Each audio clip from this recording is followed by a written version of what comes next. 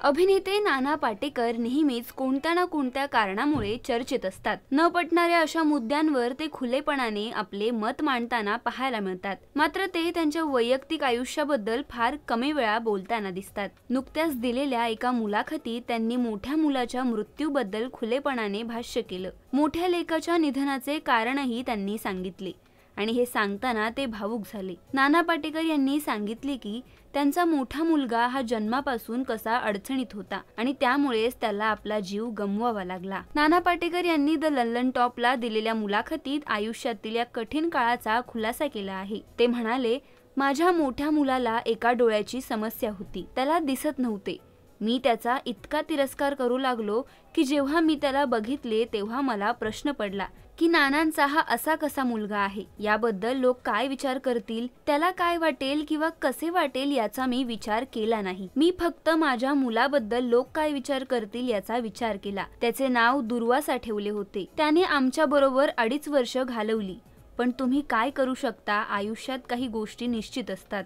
नाना पाटेकर यांनी आपल्या मुलाचे नाव संतप्त ऋषी दुर्वासा यांच्या नावावरून ठेवल्याचा खुलासा केला। तर मुलाबद्दल बोलताना नाना पाटेकर भावुक झालेलेही पाहायला मिळाले।